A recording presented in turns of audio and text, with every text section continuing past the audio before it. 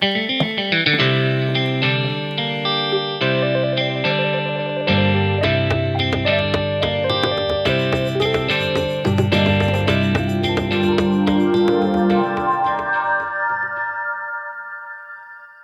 everyone, and welcome to the Honor the Feminine podcast. I'm your host, Shannon Ledford, and today we're doing something fun and unique and different. Today, we are going to step into divine union. This year, I have spent a lot of time really living into what divine union means for me and how to activate it more in my life. And when I speak about divine union, it's around the intertwining between the sacred masculine and the divine feminine energies that live within me and live within each of us. And so where I started with Honor the Feminine, now we're deepening. And we're deepening in as the feminine's rising and the sacred masculine's awakening. And so Ava Aldinolfi is with me. Hi, Ava. Hi. I'm excited for us to play in this way today. Yeah. So Ava and I have both been living into this, and we actually are going to be offering an 8-month journey with us starting in November called Remembering Divine Union. And today we're going to step off into the idea of boundaries. And so let's just start with, how are boundaries coming up for you, my love? Actually, first I want to speak to how boundaries have been a little bit, if that's an okay place to start, which is so lovely because I feel like we're on sort of opposite ends of the spectrum, which is amazing for the opportunity to grow and learn from each other. And so for me, I have very permeable, open boundaries.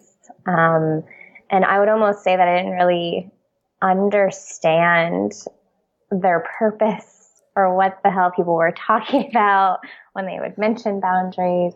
I just didn't get it for a really long time because I'm like, why would you ever want something keeping you from someone? Or because I just love to be in the energy of others.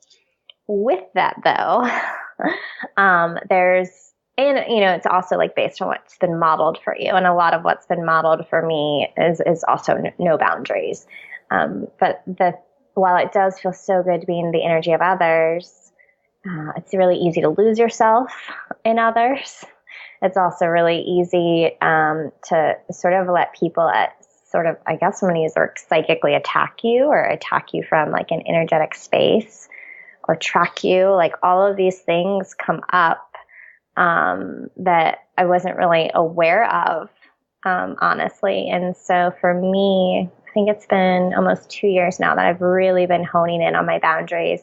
And what's fascinating is that the more and more I work on them, the more I continue to solidify them, and solidify them in a really healthy way where they still have the ability to open, but that I'm protecting myself more and I'm letting myself be my own person and my own being rather than constantly in shared energy. And the more I do that, the people who have been super attached to me, whether it be in a negative or a positive way, sometimes things come up around that. People start texting you or calling you or maybe even getting upset because they can feel that separation. And it's fascinating how you just use the word separation because I've also been noticing in other areas of my life where I don't want to feel separate, but really learning to find that balance of union and separateness with other energies that are not mine. So that's just kind of tip of the iceberg, but... Yeah. So maybe the way for me to start then is that I tend to live on the other end of the spectrum. When you talking about permeable energies and boundaries and really open, I tend to have more fierce, more warrior energy and have really strong boundaries. And while as we speak into this, it could be like, oh, well, that's the better way to go. It's not. It comes with its own slew of being open, feeling all the things, really being able to exchange in my intimate and loving relationships.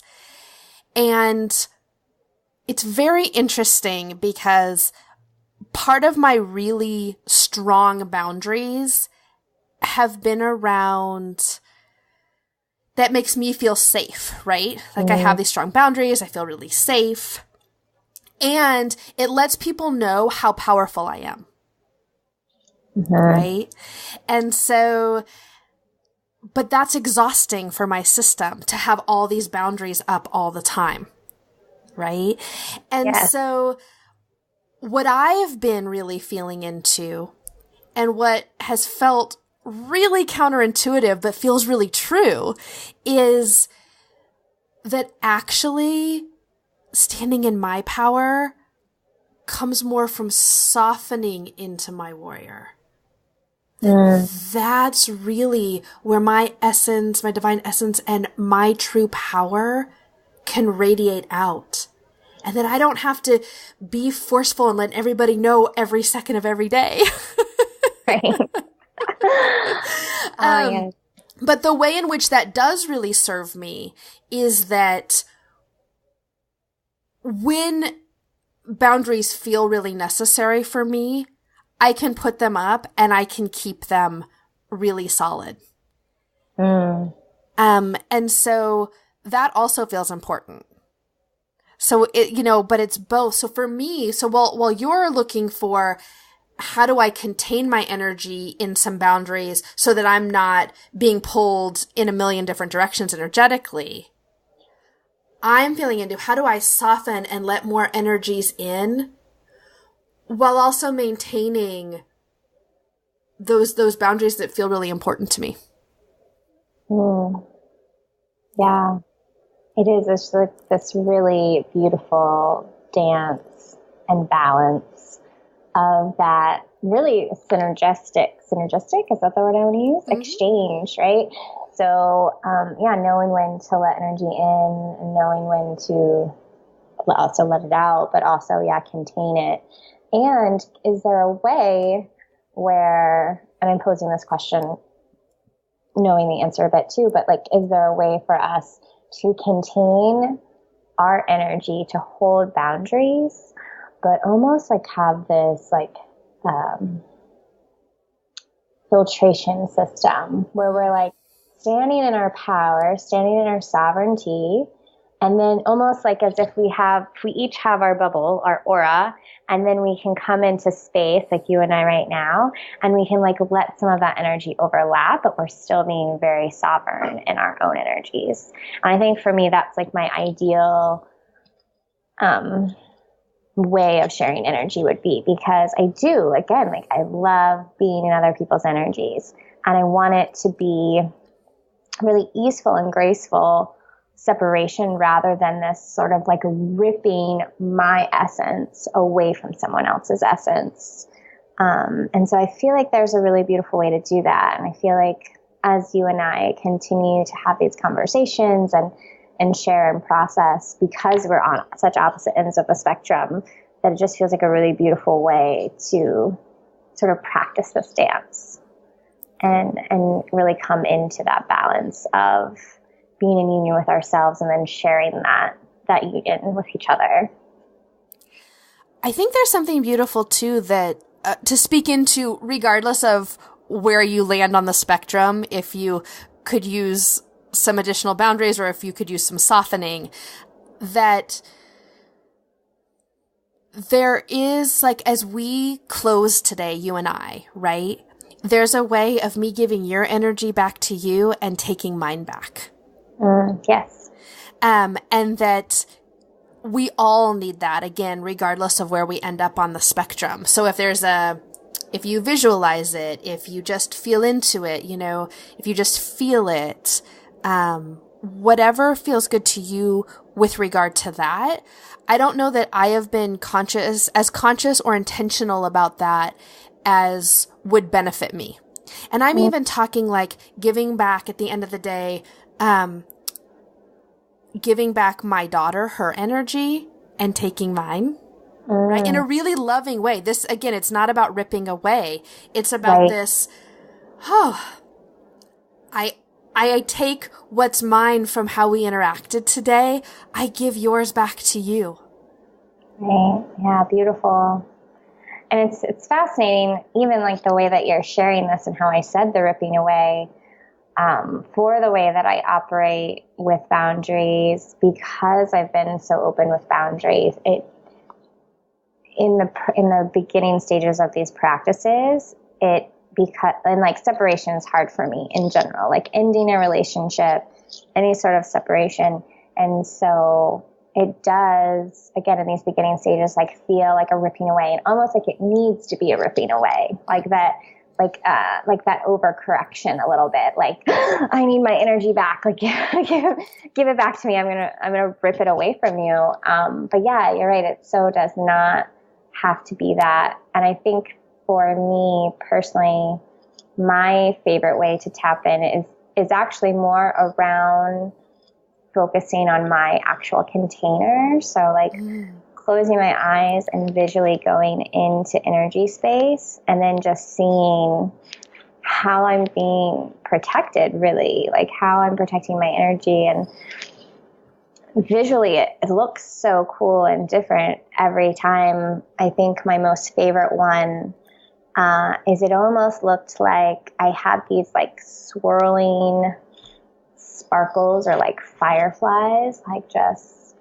moving in a circular motion all around my body. And it was wider, like around my middle, like around my solar plexus, and it would, get like sort of tunnel or cone up and then cone down, like at my feet and my head. But what was so beautiful about it for me is it was like I had all this sort of like light really like coming around me and protecting me, but it wasn't solid. Mm-hmm. So energy could move in and out. And so that felt really good, because again, like having that easy connection and openness with others feels really good. But then also having the ability to sort of tighten it up when needed. Oh, I like that. Tighten it up. Sort of like fill in those holes a bit when you're desiring that. Yeah. And I think there's something beautiful there around, it really is dynamic and ever changing. Mm-hmm. And it lives in our bodies. And so when we're checking in with our bodies and connected and embodied in it, we can be fluid with it. Right? With the opening and the closing. It's very interesting, as you were talking about the energy space, that's part of, for me, where those fierce boundaries have tended to cut me off from the energy space and the intuitive channeling and things like that. Right? Because I've got these fierce boundaries and I'm using a lot of energy for those. And so part of when I speak into the softening, that's part of it, right? It's the softening so that I can start to feel the whispers of my intuition, the energies from above starting to speak to me, and surrendering and trusting that. Those high vibration transmissions.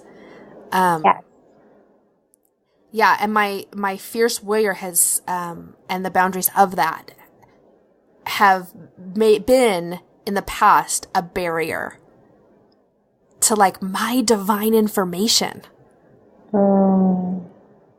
Yeah. Yeah. Because if the door is closed, it's closed. Yeah. To everything. Yeah, when we cut up, and I think that there's something beautiful there. When we cut ourselves off in one way, we often are cutting ourselves off more fully than we imagine. And that's from things like, fierce boundaries. And when we cut ourselves off from sadness and anger and all of these things, we cut ourselves off. So there's all of that. Mm-hmm.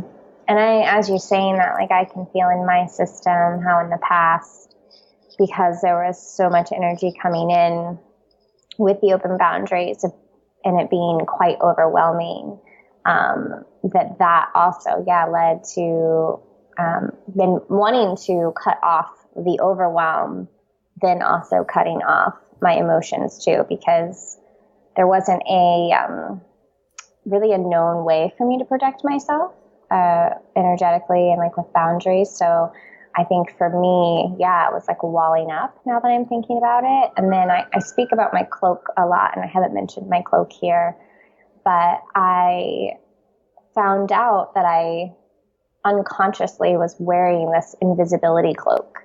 And so I would quite often put it on when I like went out to even like a grocery store or something. And that was a way to protect my energy and keep me safe. As sort of, I guess, this like faux boundary, really. But it wasn't just a boundary. It was an invisibility cloak. I could literally make myself invisible so that I could go in without anybody like detecting me, really, like energetically. And it worked for a while. But it also feels like it's in that space of overcorrection. Because then it becomes hiding and not being part of this world and not allowing myself to actually be my true power. Because in my true power, I can be seen and heard and protected with my boundaries and not with a cloak. So just another thing for some of those with more open boundaries to feel into, like, do you have a cloak? Or do you have something like a cloak that protects you? And is there something else that you can feel into? Or even if you could just notice it. Like for me, it just started being like noticing it. So as I walked into the grocery store, wherever I was walking into, I could feel my desire to put it on. And sometimes I would make the choice to still put it on because I didn't know how to protect myself in a healthier way. But even just like starting to notice that, like, and really feeling like the action of like putting a cloak on, like going from being seen to being hidden in a public space. That just felt really important to share. And I think the beautiful thing was around the choice. Mm-hmm. Right? I know how to put up the walls. But when they become a choice and they aren't so unconscious all the time, right, that matters. And the interesting thing is that as you went to invisibility, because I live on the other end of the spectrum, went to, I'm right here, you can see me, I'm going to let you know exactly where you can walk into. Right. So I go the exact, literally opposite way. But for me, that like softening, that brings up the vulnerability for me. Like that it does feel more vulnerable. Yeah. I'm just sort of feeling it right now, like how it can feel vulnerable, but it also feels so luscious with those deeper connections that I've made as I've softened. Mm-hmm. And one of the places where that began was with my daughter, right? Here's this little being, right? She's almost 4 now. And so I've been practicing softening a lot with her. Like she has been one of my really first playgrounds for that. Mm-hmm. How beautiful it is that children are sort of our initiators in so many ways. I mean, I can feel those places in my marriage too with my husband, but she's taken it to a new level. Yeah. Right? And she's created that between he and I more because I've had this playground with her. Yeah, gorgeous. Yeah. And then, of course, it starts to radiate out into all areas of my life, and I start playing with it in other ways. Mm-hmm. And I love the idea of playing with it versus being really serious about like, oh no, what are my boundary issues or whatever, and what do I do now? Well, start to play with them. Awful. Yeah. But us, those that live on my end of the spectrum may be feeling a little of that. Well, yeah, I would honestly say on my end too, though, honestly, like I mean, obviously it's a little bit different of a concern. It's probably more of what are boundaries and why do I need them? And also like, give me the manual right now. I can't take this anymore. Like all the thoughts. Mine are like, I've got the manual right here. I can show you how. Just why we work so well together. Oh, it's so good. Which comes beautifully to really what we're all doing in the dynamic ever changing of this is finding ways to discern what kind of boundaries you need in any given moment. Discernment, man. That has like been my favorite lesson in the past year. Like really. And what's interesting though is I had to learn how to be in my own energy. Okay, sorry, this is fascinating because for some reason I didn't think it's going to go here. So I had to learn how to be in my own energy before I could even figure out discernment. And so let me tell you a little bit about what that looks like. It's that because my boundaries are so open, it was really easy. Like, let's just use a simple example of like going out to eat. So say you and I are going out to eat and you're like, or someone is like, where do you want to go? I'm so freaking open. And if you're kind of open because we're close, I could just feel you, know what you want. And I'll just be like, oh, we're going to go to Sunny Point. That's what we're doing. Sounds great. And because I never had to actually check in with myself because I didn't even know what it was like to be in my own energy. And yeah, so one of those actually really simple examples about how it shows up for you, because I've watched this because we're together a lot, is I'll say, hey, let's go have something to eat. I'm thinking Sunny Point. And if she's not feeling Sunny Point now, she will say something where maybe even 6 months ago you wouldn't have. True. Definitely very true. A year ago. Yeah, for sure. I wouldn't have. Because it's so, and it's also just, I grew up as a people pleaser too. So it's like, okay, well, I know what Shannon wants. Like, let's just go with that. And so, yeah, it's a big deal for me to now sit with my own energy. And so what that practice actually started looking like is that I would ask myself, like, what do you desire? Like, what do you desire to eat, or where do you desire to go? And quite often at the beginning of this practice, my response was, I don't know. And I felt really uncomfortable with I don't know because you need to know shit. Like, you're not allowed to not know. So I don't know, felt really uncomfortable, but that's what my truth was because I didn't actually know what it felt like, again, to be with myself and my own energy. And so after a while, my I don't know actually became an answer. And so and actually using a pendulum really helped me learn discernment and learn like what are my desires? Am I a yes or am I a no to things? And then so after that, the practice became actually voicing what my desire was. And so, yeah, it's been a really interesting process. All these different like layers of boundaries, right? Like it's not just the actual physical boundary or energetic boundary. It's activating your discernment, your knowing, and then further your voice. And for me, on the other end of that conversation, now that feels really fluid. Now we have a conversation. But there was a time when my boundaries were a lot fiercer, where I would have taken that personally and almost felt attacked by you. Right? Like, or that she doesn't like me, or she doesn't respect me, or she doesn't, fill in the blank because she doesn't want to do what I want to do in this moment. Right? Yeah. And,